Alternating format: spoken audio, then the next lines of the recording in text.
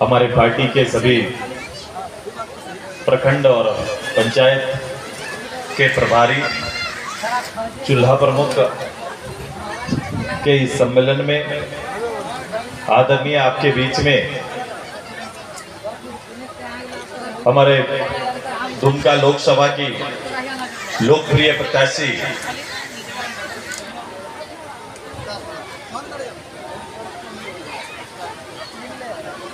हमारे बड़े भाई आदरणीय दुर्गा सोरेन जी के धर्मपत्नी, उनका परिवार, आदरणीय सीता सोरेन जी, मैं सबसे पहले इनका आपके बीच में हार्दिक स्वागत करता हूं, अभिनंदन करता हूं।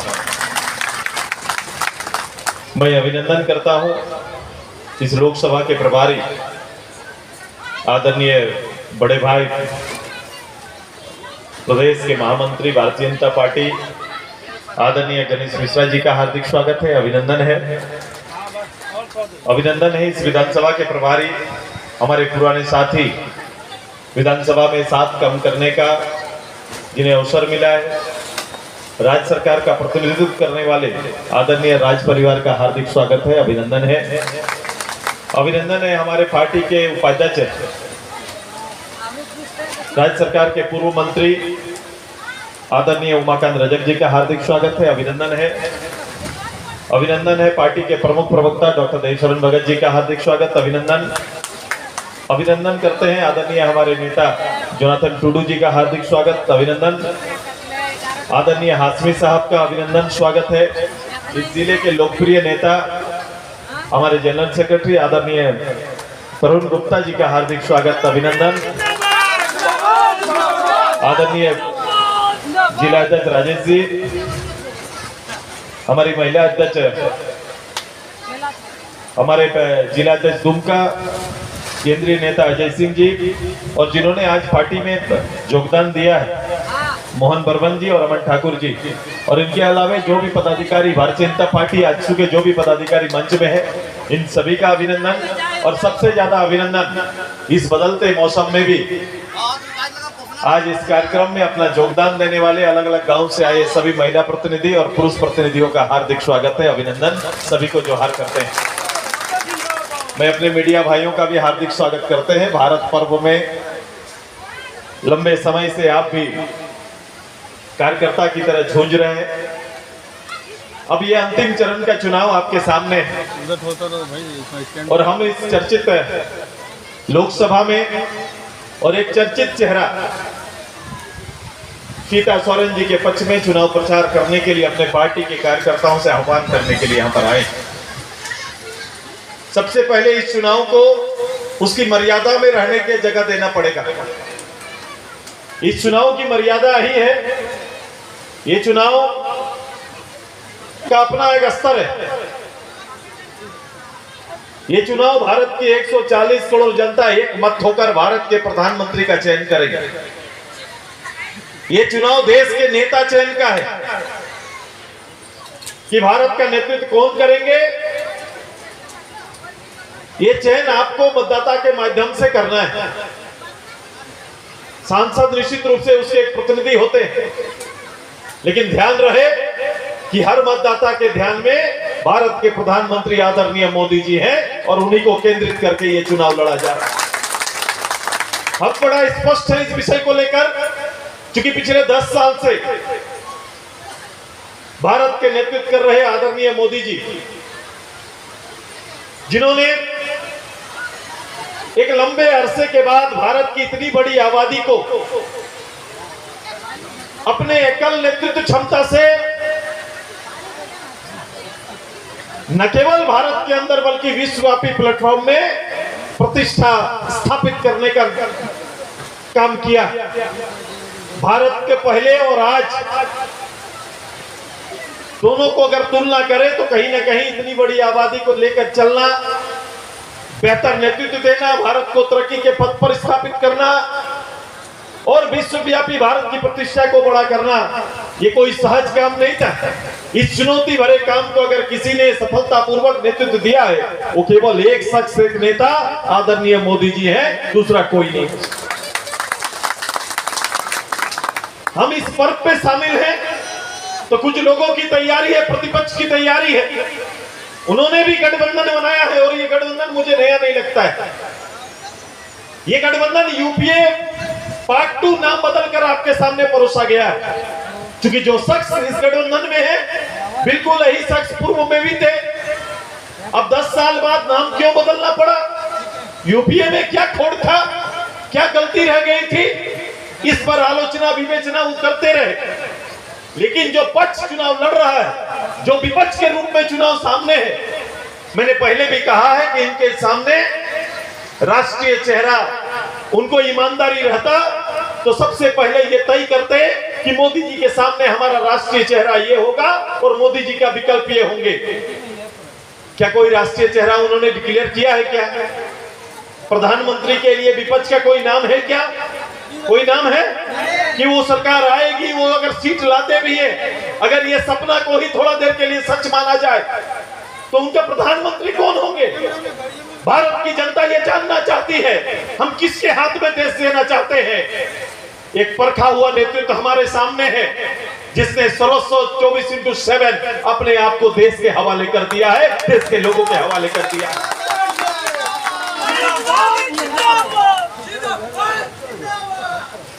और कुछ लोग ऐसे हैं जो खुद को सुशोभित करने के लिए उन्हें वोट चाहिए। ये परंपरागत सीट जो रही है, मैं पहले भी कह रहा हूं, मैं झारखंड में इस पूरे संताल की और पूरे परगना में जो राजनीति चल रहा है, ये झारखंड मुक्ति मोर्चा के लिए ये चुनाव कोई नया नहीं है। उनका प्रतिनिधि लगातार चुनाव में है, गुरुजी से लेकर लगातार 72 से। भाई चुनाव क्यों लड़ रहे हैं? हमारा प्रतिनिधित्व क्या क्यों लड़ रहे हैं चुनाव? हम हर प्रतिनिधित्व से आशा करते हैं, हर किसी से उम्मीद करते हैं कि भाई वो जाएंगे, लोकसभा में बैठेंगे और हमारे विषयों का नेतृत्व करेंगे। पिछले 30 साल से झारखंड मुक्ति मोर्चा के सांसद आते जाते रहे हैं, लेकिन किसी सांसद को इस राज्य का पक्ष रखते हुए आजाद झारखंड में आपने सुना ना होगा। यही उसकी भाई आप जाके वहां वेतन भोगी बने हुए, संख्या बढ़ा रहे, सीट को भर रहे। भाई राष्ट्रव्यापी आपकी सोच क्या है कि आप सेंट्रल में जाके करना क्या चाहते हैं और किस पक्ष में बैठेंगे, ये भी स्पष्ट नहीं रहता है। क्योंकि मैं हमेशा कहता हूं कि झारखंड मुक्ति मोर्चा का पूरा इतिहास दागदार रहा है, इतिहास दागदार रहा है। झारखंड अलग राज्य के नाम पर चुनाव में लोगों का जनमत तो इकट्ठा कर लेते थे, लेकिन राज्य गठन करने में आपकी ईमानदारी नहीं होती थी। 93 का घटना सबको याद है। 93 में यह संभव होता कि नरसिम्हा राव जी की सरकार में अगर यह सरकार चाहते, अगर ईमानदारी रहती तो हम 7 साल पहले ही झारखंड अलग राज्य हो जाता। इतना साल झारखंड अलग होने पीछे नहीं हटना पड़ता, इतना विलंब नहीं होता। ईमानदारी नहीं है इनकी राजनीति में, ईमानदारी नहीं है और समर्पण नहीं है। मैं तो लगातार कहता हूं कि इनका झारखंड मुक्ति मोर्चा का राजनीति जनजातीय बेस पर तुष्टीकरण की राजनीति की ओर आगे बढ़ चुके हैं। एक कांग्रेस ने 55 साल तक एक पूरे वर्ग और समुदाय को खड़ा होने नहीं दिया। तुष्टीकरण की राजनीति में उस वर्ग को प्रत्यक्ष रूप से सक्रिय राजनीति से दूर रखा, मात्र वोट बैंक का अधिकार बना दिया। और उसी तरह से झारखंड मुक्ति मोर्चा ने भी हमारे एक बड़ा जनजातीय समाज को कहीं ना कहीं उनकी तरक्की को रोकने के लिए केवल अपना चेहरा, अपना परिवार और अपना नाम देकर सीमित करके रख दिया कि उनको केवल, मैंने कई बार उनको कहा कि जनजातियों का अर्थ बता दो, जनजातियों की कल्पना बता दो कि आप जनजाति के लिए करना क्या चाहते हैं। एक धोती, एक साड़ी और थोड़ा अनाज, ये तो जीने खाने और तन ढक सकते हैं, लेकिन हम राजनीति कर रहे हैं। राजनीति में हम जनजाति का क्या भविष्य है ये पहले बता दीजिए। मेरे घर में पैदा होने वाला बेटा बेटी का भविष्य कैसे सुनिश्चित होगा, ये क्या गणित है आपका, बता दीजिए। 40 साल में ये कहानी कहीं गढ़ नहीं पाए, ये क्षेत्र रहा है। एक मैं कहता हूं कि विकास जैसा शब्द, अगर विकास की बात करते हैं तो विकास जैसा शब्द झारखंड मुक्ति मोर्चा को शोभा नहीं देता है। झारखंड मुक्ति मोर्चा कांग्रेस हमको बता दे, मैं तो कहता हूं एक गांव गिना दीजिए जिसको आपके विकास का आदर्श हम मानेंगे। एक गांव गिना दीजिए जिस गांव को अपने अपने डेवलपमेंट का मानक बनाया है। ऐसा कोई गांव है तो मुझे बता दीजिए और दिखा दीजिए। अब समय के साथ लोगों की भावना से खेलते आए हैं। मैं अपने संताल परगना के और खासकर दुमका जामताड़ा के एक एक परिवार, एक एक कार्यकर्ता से आग्रह करने आया हूं कि समय बदला है, परिदृश्य बदलने की तैयारी है। आइए, ये दुमका कभी भी चिर परिचित इनका रहा नहीं। दुमका के लोगों ने समय समय पर जवाब देने का काम किया है। आइए, उसी परिवार का जिसने इस परिपाटी को त्याग किया है, जिस परिवार ने झारखंड के लिए लड़ा है, उस परिवार की बहू आपके सामने आई है और भारतीय जनता पार्टी की प्रत्याशी बनकर आपके बीच में आई। ये आपकी बहू बनकर आई है, ये बहू पूरा की और इसको आपको न्याय देना है। मैं तो इसको न्याय कौन देगा? इसको न्याय दुमका का एक एक परिवार को देना पड़ेगा, क्योंकि जो परिपाटी, मैं ये फॉरेन परिवार का ये जो गुरुजी का परिवार है, ये गुरुजी का परिवार में वो अपने परिवार को हक अधिकार नहीं दे सकता तो दूसरे को क्या देंगे? ये देख लीजिए। वो परिवार के साथ न्याय नहीं कर पाए। ये राजनीतिक, मैं पहले भी कई बार कह चुका हूं, ये लोकतंत्र है, राजतंत्र नहीं। बावजूद अगर आप इसको बना के रखना चाहते हैं तो आप न्याय नहीं दे पा रहे हैं। आपकी बड़ी बहू यहीं पर है, न्याय मांगने के लिए गई थी तो पार्टी से बाहर आपने निकाल दिया। यही आपने इज्जत दिया है, यही सम्मान देने का काम किया। देखो, जिन्होंने कभी राज्य के लिए लड़ा नहीं, उनके हाथ में सत्ता। भाई साहब, अगर जनजातीय या फिर आपके दल में सीनियर लोगों को आपके जेल जाने के बाद मुख्यमंत्री बनाए, कौन मुख्यमंत्री बनाए बताओ? मुख्यमंत्री कौन है अभी हमारा? चंपाई सोरेन जी को बनाए। अब चंपाई सोरेन जी को बनाने के बाद भी इन लोगों को रहा नहीं जा रहा है।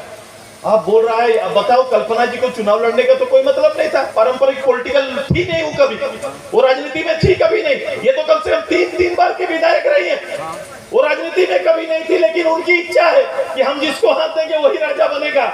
और देखो राजनीति की भूख देखो कि एक सीटिंग हमारा अल्पसंख्यक विधायक को रिजाइन कराना पड़ा और रिजाइन करके इनको लड़ने पर मजबूर किया गया, क्योंकि गांडे में तो कोई चुनाव नहीं था, उनको आना पड़ा, चुनाव लड़ना पड़ा। और अब चंपैदा भी इनको बर्दाश्त नहीं हो रहे हैं। अब बोलते हैं चंपैदा जल्दी खाली करो, परिवार से बाहर हम मुख्यमंत्री रखना नहीं चाहते। ये तैयारी चल रहा है। अब चंपैदा दबे जुबान से कुछ बोल नहीं पा रहे। अब ये परिवार का खेल, ये झारखंड मुक्ति मोर्चा का खेल से मेरा इतना परिवार, ये लाखों परिवार, जनजातीय परिवार, कहीं ना कहीं आज भी इनके 40 साल के बाद भी गांव में मेरा बेटा बेटी उनके स्कूल में पढ़ने के लिए टीचर नहीं है क्या? बोलो, विद्यालय में टीचर है क्या? क्योंकि उस गांव में पढ़ने वाला कोई दूसरा नहीं, हमारा ST SC OBC का ही है। वही लोग हैं, उनके लिए आप न्याय क्या कर रहे हैं? और जनरेशन अगर डेवलपमेंट करना है तो हेल्थ और एजुकेशन, ये दोनों सिस्टम को मजबूत करना पड़ेगा। हेमंत बाबू को ये सब समझ में नहीं आता। हेमंत बाबू सूखा खाने वाले लोगों में से, और उसी आदत ने आज झारखंड को शर्मसार कर दिया। मुझे पत्रकार ने पूछा कि घटना को किस रूप से देख रहे हैं। मैं कहा कि मैं राजनीतिक प्रतिद्वंदी हूं, लेकिन ये सब घटना राजनीतिक प्रतिद्वंदी मेरा विचार नहीं रहता, बल्कि ये हमारे राज्य के 3.5 करोड़ लोगों को शर्मसार करने वाली घटना है। उनका सम्मान गिराने वाली घटना, उनका सम्मान गिराया गया। राज्य के अंदर हमारा क्या रह गया? लोग इस घटना को याद करते हैं। भाई, इस प्रदेश की राजनीति में हमेशा कहता हूं, ये प्रदेश की राजनीति पुख्ता तौर पर तैयार नहीं हो पा रही है। एक भी नेशनल लेवल में आपका राष्ट्रीय चेहरा, पॉलिटिकल चेहरा तैयार नहीं हो रहा है, क्योंकि हम छोटे छोटे चीजों में उलझे रहते हैं। और झारखंड मुक्ति मोर्चा इतने बड़े चुनाव को भी गली गली में उतारने की तैयारी कर रही है। आपको समझना पड़ेगा, ये देश का चुनाव है। सीता जी जरूर जीतेंगी, लेकिन इनके जीत में प्रधानमंत्री जी का जीत है, और ये जीत आपको सुनिश्चित करना पड़ेगा। करेंगे ना, मेहनत करेंगे ना, मेहनत करिएगा ना। अब वो क्या कर रहे हैं? मैनेजर बने हुए, मैनेज करते हुए कुछ भाई चल रहे हैं, कुछ भाई मैनेज करते हुए चल रहे हैं।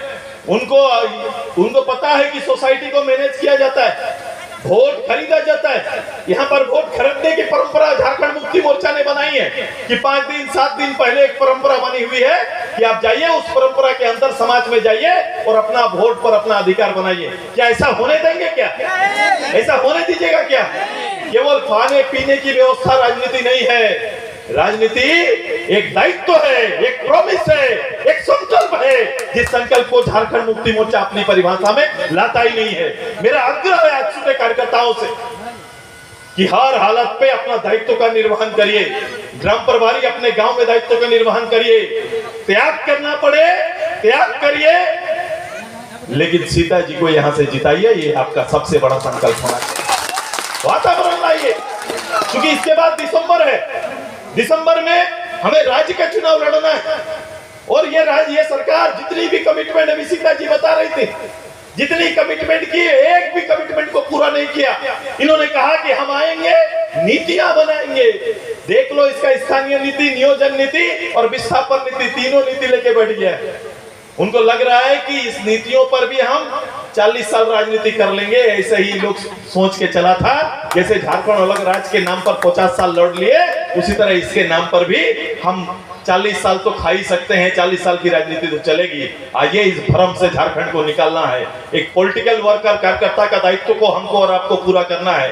ये पूरा संथाल से इन्हें मुक्त करने की तैयारी करना है और ये तैयारी सीता जी के नेतृत्व पे संभव है। ये काम दीदी कर सकते हैं ना ऐसा? তোরা করবে না? করতে পারবে কি না? কি বলছো তোরা? হ্যাঁ, পারবে কি না বলো? হ্যাঁ, পারবেন? জিতেगा पूरा होगा ना दीदी? कितना नंबर में है? देश में पहला नेता जो 55 साल बाद जो आए और गारंटी 140 करोड़ लोगों को गारंटी योजना कोई दे सके तो पहले बार पीने का पानी, छत, आपका हेल्थ कार्ड, 5 लाख का हेल्थ कार्ड मिला है कि नहीं मिला है बताइए। आज के दिन में कोई भी गरीब परिवार प्राइवेट में इलाज नहीं करा पाता। अगर मोदी जी का आयुष्मान कार्ड ना रहता तो कोई भी प्राइवेट हॉस्पिटल का मुंह नहीं देख पाता। आइए, समय बदला है। एक ऐसी नीति, शिक्षा नीति लेकर आए हैं, नई शिक्षा नीति, जिसके तहत आने वाले समय जो हम कल्पना नहीं कर सकते थे, जो हम सोच नहीं सकते थे कि गरीब घर का बेटा बेटी भी इंजीनियरिंग, डॉक्टर, एमबीए का पढ़ाई कर पाएगा, ऐसा संभव होगा। क्योंकि लैंग्वेज प्रॉब्लम होता था। लैंग्वेज प्रॉब्लम के कारण, चूंकि हम लोग मातृभाषा जन्म लिए संताल बोल रहे हैं, जन्म लिए बंगाली बोल रहे हैं, जन्म लिए खोट्टा बोल रहे हैं, जन्म लिए कुर्माली बोल रहे हैं, तो जन्म से मातृभाषा, मातृटोन एक हमारा है। उसके बाद विद्यालय जाते हैं तो हिंदी सीखते हैं, उसके बाद अंग्रेजी अनिवार्य हो जाता है, तब जाके हम कोई बड़ा कोर्स कर पाते थे। लेकिन मोदी जी ने सोचा कि केवल संवाद के लिए, केवल शब्द का आदान प्रदान के लिए और भाषा चयन के लिए हम, यदि मेरा परिवार अगर बड़ा डिग्री लेने से छूट जा रहा है, इसी को ध्यान में रखते हुए सबसे पहला और क्रांतिकारी कोई कदम आया है, तो ये शिक्षा नीति में बदलाव आया है। और आप संताल में, रीजनल भाषा में, हिंदी में, अगर कोई बोलचाल का भाषा हिंदी है, संताल है, तो निश्चित रूप से इस भाषा में भी भविष्य में आपका बेटा बेटी, परिवार का बेटा बेटी इंजीनियरिंग और डॉक्टर की पढ़ाई कर सकता है। ये सुविधा है। ये गांव में, विद्यालय में 4 साल से चर्चा कर रहे हैं, टीचर देंगे, टीचर देंगे, 4 साल से बोल रहे हैं, लेकिन एक टीचर बहाल नहीं कर पाए। उन्होंने कहा कि बड़े डिग्रियों में भी अब हमारा जनजातीय परिवार का बेटा बेटी पढ़ेगा और डिग्री लेके निकलेगा। ये तैयारी प्रधानमंत्री जी ने कर दिया है और ये तैयारी उनकी आगे चलती है। एक आने वाले समय 100 साल जब इस देश का 2047 में पूरा होगा, एक संकल्प है कि 2047 में जब हम लोग 100 साल देश की आजादी का मनाएंगे, तो भारत प्रतिष्ठित और तरक्की में श्रेष्ठ राष्ट्रों की श्रेणी में भारत खड़ा होगा। इसी संकल्प के साथ इस वोट की नींव रखी जा रही है। ये तैयारी आप सभी को करनी है। ये 2 जून की रोटी गारंटी कौन किया? अभी 1 और 2 का बड़ा चर्चा हो रहा था। मैं बोला 1 तारीख को 2 जून की गारंटी करने वाला नेता के माध्यम से 1 जून का चयन करना है, 1 नंबर का चयन करना है। चयन किसका होगा? 1 नंबर का चयन करना है, 1 नंबर। लेकिन 2 जून की गारंटी किसने किया? मोदी साहब ने किया है। आपको आने वाला 5 साल तक गरीब को अनाज देते रहेंगे, इसकी गारंटी मोदी साहब ने कर दिया है। किया है कि नहीं किया है बताओ? हो गया है ना? घोषणा चल रहा है ना? आपके यहाँ अनाज आता है, इनका जो अनाज आता है इनके अनाज आने में भी उधारी में लोग को जीना पड़ता है। पिछले साल चुनाव ऐसा मैंने कभी जीवन में नहीं देखा कि जो गरीबों के लिए बंटने वाला अनाज भी उधारी में चलता है। बोले वो महीना का वो महीना दे देंगे, वो महीना का वो महीना देंगे। पूजा आ गया था ना तो बोले 2-2 किलो होने से भी बांट दो। ऐसा सरकार का धार खाता आज तक तो नहीं देखा था। 2 साल पहले विधानसभा में बोला दाल देंगे। मैं बोला दाल कितना दीजिएगा? बोला 1 किलो देंगे। हम बोला 1 किलो को आप 30 दिन में बांट दो, 2 शाम दाल खाएंगे तो 8 दाना भी नहीं होगा। और ये आप देने की तैयारी कर रहे हैं, 8 दाना भी नहीं होगा, वो चाटुटे में रह जाएगा वो। अरे ये संकल्प है इनका। इस तरह की तैयारी करते हैं, बड़ा मजाक करते हैं लोगों के साथ मजाक कर रहे हैं। आइए, एक सशक्त राज्य है हमारा, प्राकृतिक संपदा से भरा हुआ और इतिहास मजबूत हमारा है। मैं एक दिन बोल रहा था अपने लोगों को कि भाई मैं जिनके नाम पर ये राजनीति करते हैं, जिसको हम लोग भगवान मानते हैं, सिद्धू कान्हू परिवार को मानते हैं कि नहीं मानते हैं? सिद्धू कान्हू जी को, चांद भैरव जी को अपना ईश्वर तुल्य मानते हैं। मैं बोला मैं मंत्री के रूप में, मैं गृह मंत्री था, मैं उस परिवार गया और उस परिवार जाने के बाद मेरे दिल में ये चला कि इस परिवार के लिए क्या किया जाए। क्योंकि जो अवस्था मैंने देखा, मैं बड़ा एक विचित्र रूप आ गया मेरे मन में। एक अलग सी स्थिति आ गई कि भाई ऐसा कैसे हो सकता है, जिसके नाम पर पूरे क्षेत्र में राजनीति, हर चौक पर जिसका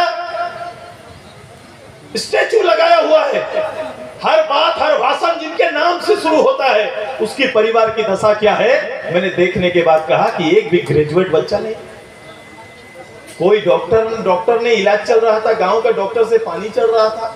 मैं बोला धिक्कार है ऐसा जीवन को हम लोग का। मैं गया, बोला, उसके सबसे गार्जियन जो थी उस माँ से पूछा और मैं बोला मैं क्या कर सकता हूँ। मुझे लगा कि इस परिवार में किसी को तो एक ऊपर उठाना चाहिए। मैंने उस माँ से 2 पुत्र मांगा। एक पूरा स्कूलिंग करके गया, लेकिन एक आगे की पढ़ाई किया, मंडल मुर्मू। मैंने उसको यहाँ से लेकर इजाजत मांग के इंजीनियर बना के घर वापस भेजा। ये पहला उस परिवार का इंजीनियर। और बताया कि एक दिन मंच में उसको पता चला मुख्यमंत्री को कि मंडल मुर्मू ऐसा उसका तैयार है। मुर्मू भी बोले कि जाइए मुख्यमंत्री को बोलिए उस परिवार से आते हैं, डिग्री कर चुके हैं, बोलिए कि नौकरी उनके लिए सुलभ कराए। तो उसका एक वीडियो वायरल हुआ था, आपने देखा होगा। जब नौकरी मांगने उस परिवार का चिराग जाता है तो मुख्यमंत्री बोलते हैं कि गैरेज खोल लो, उसमें बेहतर सुविधा होगा। यही उनका दर्शन है, यही उनका आदर्श और समर्पण है, यही समर्पण है उस परिवार का। और पिताजी अभी और 4 बच्चे मैं पढ़ा रहा हूँ। जब मैं उस दादी को वापस करने गया तो उस दादी ने कहा कि मैं इसको वापस लीजिए, आपने मुझे दिया था एक बच्चा, मैं वापस कर रहा हूँ। उस घर की बेटियां खड़ी हो गई, भैया हम भी पढ़ना चाहते हैं। अभी उस परिवार की और बेटियों को भी मैं पढ़ाने का काम कर रहा हूँ। मेरा विचार, मेरी राजनीति बिल्कुल अलग ढंग का है। मैं इस तरह से लोगों के साथ दगा नहीं चलेगा। आपको ये तय करना पड़ेगा, तैयारी करना पड़ेगा। एक परिवार चलेगा, समाज चलेगा, दोनों में एक तय करिए। परिवार चलना चाहिए कि पूरा समाज चलना चाहिए? पूरा समाज चलना चाहिए। समाज का हर परिवार का बेटा उसी की तरह होना चाहिए। हर बेटा को अधिकार है, बेटी को अधिकार है। इनका ट्राइब दर्शन, इनका जनजातीय दर्शन, इनका परिवार को देखो। वो कहते हैं कि मेरा परिवार को देखने से आप लोग खुश हो जाइए, यही परिवार यहाँ का जनजाति है, बाकी परिवार को कुछ करने की जरूरत नहीं। लेकिन हमारा दर्शन ऐसा नहीं है कि भारतीय जनता पार्टी आज सुने एक संकल्प लिया है, एक भी जनजातीय परिवार, एक भी कोई शेड्यूल कास्ट परिवार, एक भी बैकवर्ड परिवार कोई छूटे नहीं। इसकी तैयारी हमारी है। उस परिवार के लिए हम लोग दिन रात काम करते हैं और मेहनत करने का काम करते हैं। तैयारी करना पड़ेगा, इसकी तैयारी आप सभी को करना पड़ेगा। तैयारी करेंगे ना? करेंगे ना? सीता जी के लिए करेंगे कि नहीं बताइए? जाइए इतिहास पर रख दीजिए। इनके लिए, इनको रोकने के लिए उनकी नाक का विषय हो गया है। वो प्रतिष्ठा लगाएंगे, लेकिन आपको भी प्रतिष्ठा लगाना पड़ेगा। तैयार है कि नहीं? ये नहीं है, ये जनता चुनाव लड़ रही है। कभी आप ये ना सोचना कि भारतीय जनता पार्टी आज सुने सीता सोरेन को उतारा है, बल्कि दुमका की जनता सीता के साथ चुनाव लड़ रही है। ये आपको तैयार करना, ये आपका है, ये आपको तय करना पड़ेगा। इनकी जीत सुनिश्चित आपको करना पड़ेगा। कर सकते हैं कि नहीं? करते पारबे कि नहीं? बोलो तो दाड़ हो जाओ सब। ऐसे जाओ, सब आ जाइए सबको।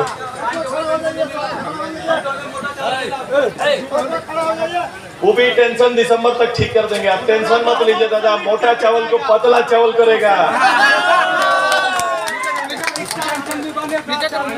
भैया ये धार का सरकार है, धार का सरकार को धार करना पड़ेगा। ये उधार का सरकार को धार करो, धार करना पड़ेगा कि नहीं? तो उसके लिए आप सभी लोग को चल दीदी डांड हो जाओ, सब सबको खड़ा हो जाइए। अच्छा इनका जीमा जीत का जीमा आप लोग लेंगे ना? दीदी लेंगे ना? पैसा लेके घूम रहा है भाई, कुछ नहीं देखेंगे हम लोग। कई नोटिफिकेशन रोज आ रहा है, समन रोज आ रहा है।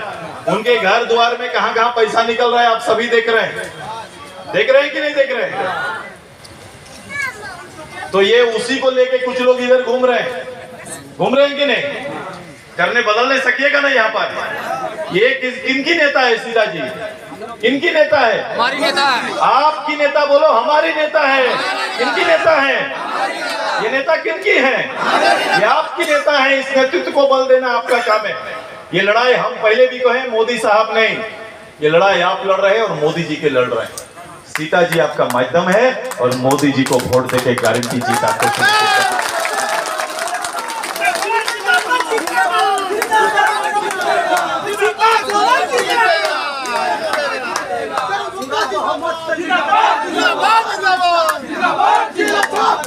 सुनो दीदी लोग, आप बोलो, आप लोग जिताएंगे ना?